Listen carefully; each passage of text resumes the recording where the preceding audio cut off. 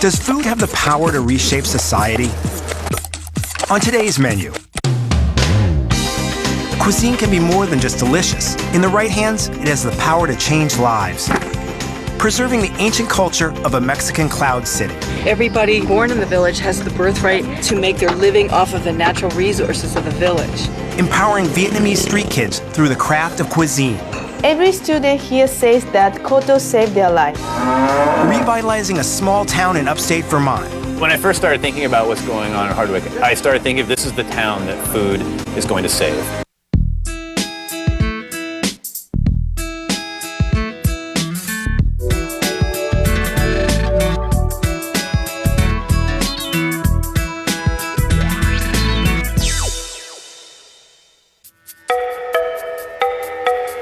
Around the world, chefs and farmers are using their talents to do more than just nourish.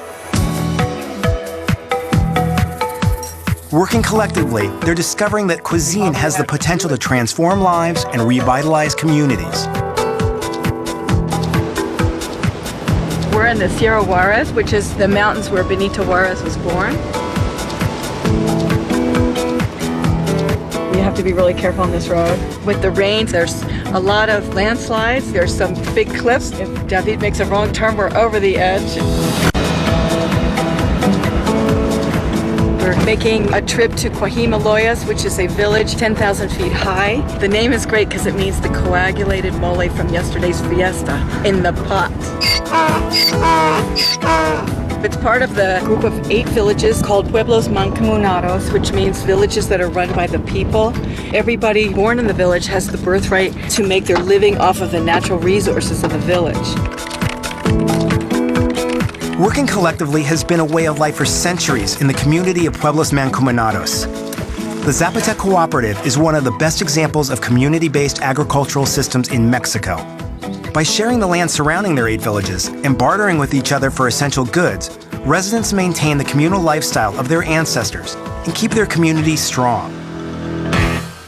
This is Benito Juarez. This is the entrance of the Pueblos Mancomunados. This is the first village. The original people came from the valley more than 500 years ago. Jorge is the current director of tourism of this community. Rafael is a local potato grower. Es una comunidad pequeña. He said, we're almost 600 people here in the village. Sociales como todos. The nice thing here is we are all equal. We have the same rights. The Pueblos Mancomunados have made it their goal to sustain themselves on sustainable resources. Because of the many microclimates, each village has their specialties and everybody trades amongst themselves foods best grown in each area. Manzano, durazno. And they exchange for fruit like apples, like pears. Las papas, muy grande aquí. The potatoes, for example. All the villages here, they know the potatoes here are really good.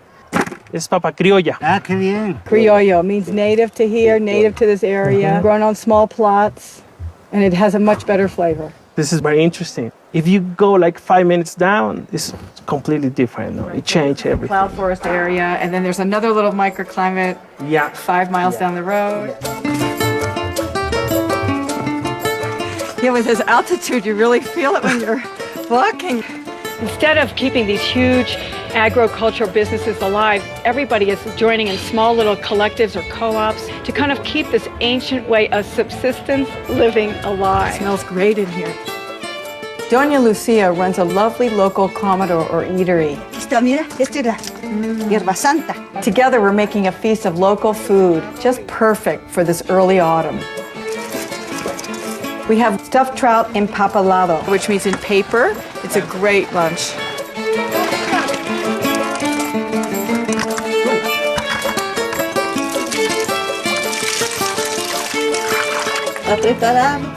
The fish she has stuffed with tomato, cilantro, onion. It's closed and it's wrapped in papelado. Except the paper is actually this aromatic, fabulous hoja santa leaf, which is that anise-flavored herb. It contrasts the flavor of the fish. We have all kinds of mushroom dishes, sopa, trompeta a la mexicana, and breaded fried porcinis.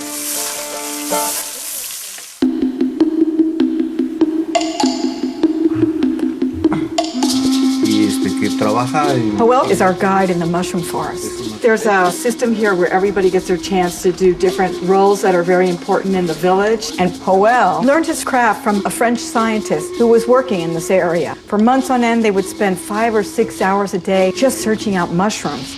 And now Joel is an expert himself. Se llama Evela. Es muy bonito. The scary thing about mushrooms is that many of the edible kind also have highly poisonous kinds that look alike. Este es demasiado tóxico y en la cabeza son completas. He says, in the distance, it's very similar. See the color, the texture. The difference is the slats in the trunk. This one is edible, this is not. There's a dicho, there's a saying that says they're bold mushroom hunters and they're old mushroom hunters, but they're no old, bold mushroom hunters.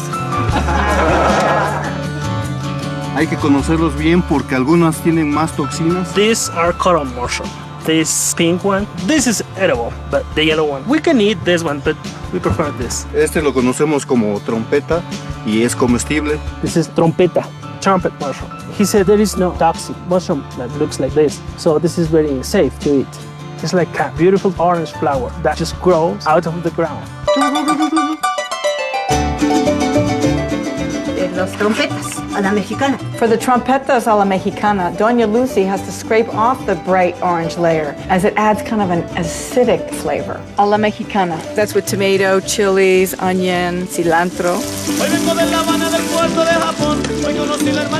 The curl she's going to make in a soup with just a little tomatoes, maybe some hoja santa, mustard, and a little bit of onion. It's delicious. It has the coral mushroom. This is the flowers from the mustard. Kind of makes it a little spicy. And it has hoja santa, which is like a licorice type flavor. It's really fresh. Like what's nice about Doña Lucia's food is it really tastes like what the ingredients are. Criollo means native to the region that it's grown in. The flavors are so much better in these Criollo products. What we need to do is buy locally because you can really make a difference. If you spend your money in the small markets, it takes longer to shop. Maybe you shop from 10 different people, but you end up having relationships with those 10 different people and you feel like you're actually contributing something to their lives.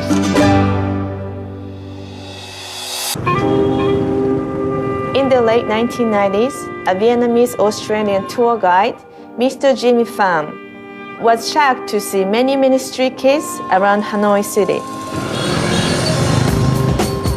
At first, he just helped them by giving money, giving food, but then he began thinking the best way to help the street kids was to give them a job. Ngả ra đằng sau này, hiểu chưa?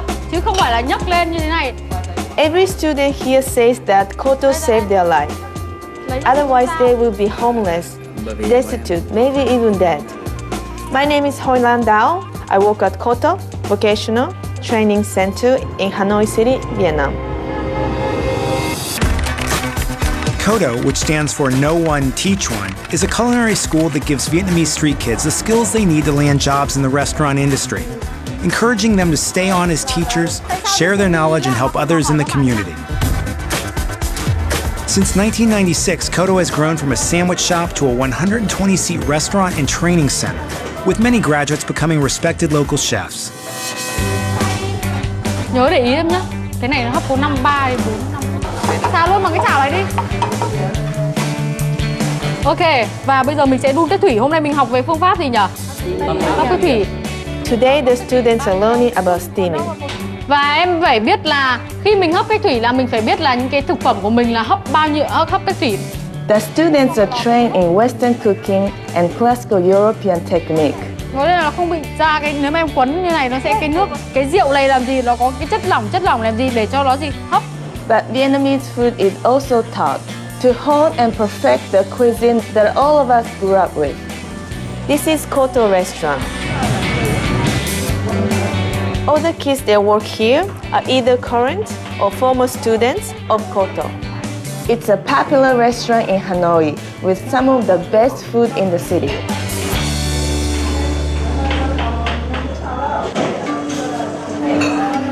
This is called golden syrup pudding. Cái khay bánh này mình hấp cái thủy thì mình đổ nhiều ngập hay là mình đổ ít nhỉ? The teacher today, Miss Ha, comes from very difficult circumstances. Khi mà em đứng họp em cũng phải cẩn thận là biết. Her father died when she was 3 years old. Her older brother is a drug addict. Her mother got sick and needed treatment. So I'm selling tea on the streets for my mother. Thì đợt đấy chị cũng gặp. As a teenager working on the streets to support her family, Miss Ha was recruited for the first ever class of Koto's training school.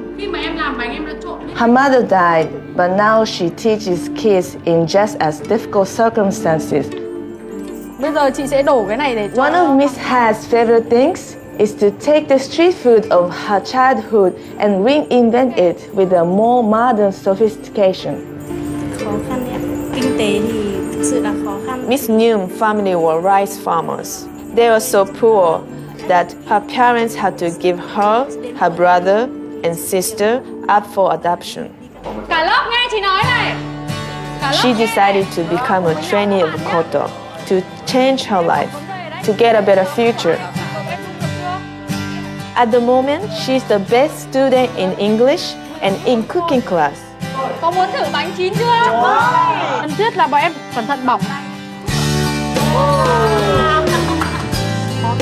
Today is her birthday. She's just turning 18. All her class is celebrating her birthday like a big family.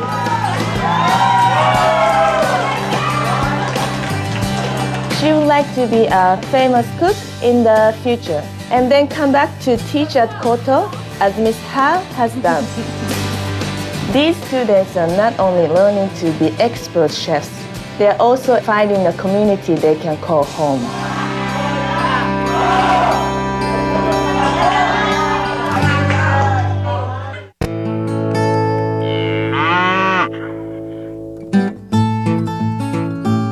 Hardwick is the gateway to the Northeast Kingdom. It's an area that's known for long, harsh winters and bucolic summers, beautiful, beautiful long summers.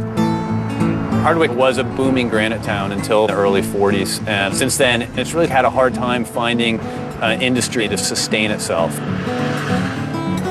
What's happened in the last few years is that there have been a number of food-based, ag-based businesses have located in the area, bringing with them a lot of really youthful energy and a lot of outside-the-box thinking.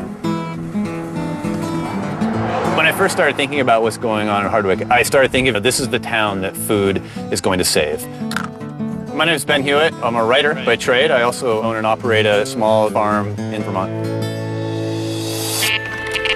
With an unemployment rate 30% higher than the rest of the state, the citizens of Hardwick, Vermont took a revolutionary step.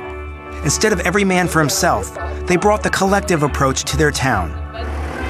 Local businesses, farmers, and chefs banded together to develop a food infrastructure unlike anything found in North America, one based on cooperation, not competition. From the farm to the dinner table, they've created a sustainable system that's gaining attention for its social and economic benefits.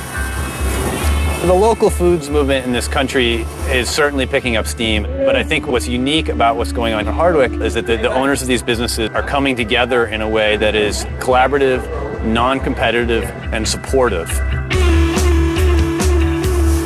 Hey, Tom. Hey, Pete, how's it going? Good. Tom Stearns from High Mowing Seeds is basically relentlessly energetic, relentlessly hopeful, and obsessed is not too strong a word for his passion in furthering his vision for Hardwick. Getting the fourth one up? Yeah, definitely. Nice. The group of farm-based businesses in our community, we feel that we have the opportunity to create a model for a healthy food system that the rest of this country needs so desperately. What did you call this again? Bonsai Thai, a flowering broccoli. Stephen down at Claire's has been considering using some of this in his kitchen. 13 years ago, when I first moved to this area, I watched the empty storefronts on Hardwick have businesses start in them, 6 months later, leave again. Now, I don't think there's anything empty. Got these 3 different flowering broccolis for you to try. Thank you, sir. All of the individual businesses in our area have been thriving and doing really well on their own. But together, we are reaching new heights that we haven't been able to reach before. Wow, looks good. One of the terms that's sort of been evolving the last few years is food web. Any food web begins at the soil and begins with compost.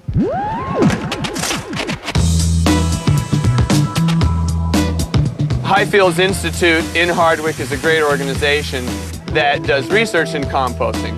In Vermont, we throw away around 130,000 tons of food a year. Highfields Institute is about getting those nutrients out of the waste stream and back into the resource stream, back on the farms to grow food to feed local community members.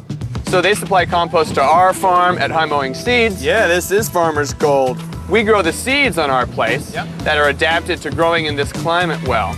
Those seeds then go to farms like Pete's Greens. We started off very much focused on fancy restaurants. We sold as far away as Manhattan, but about 3 years ago we became more interested in feeding our community. Pete on his vegetable farm produces the vegetable crops, the part we all eat. That goes to farmers markets and also to a place like Claire's Restaurant. Claire's Restaurant and Bar, Main Street, Hardwick, is this great community-owned restaurant. Our mission is to bring life to downtown in Hardwick, but it's also to serve the local agricultural economy and help create jobs. When I ate there just yesterday, everything on my plate, everything came from within 6 miles. And what we have left over on our plate all goes back into a compost bin and gets picked up by Highfields to get composted again, and the cycle is complete. Why this is important to me is because I feel like we have gotten out of balance on this planet with how we live based on this false premise that we are in a world of unlimited resources. Here's this system that's totally dependent on a steady flow of cheap fossil fuels. Big, huge industrial farmers can't get that. They're not planting their fields, and you're not getting fed. This is how we do our taste test, try to find out what the best romaine is. Back in the 20s, there were 40 million farmers in the United States. There are less than 2 million now.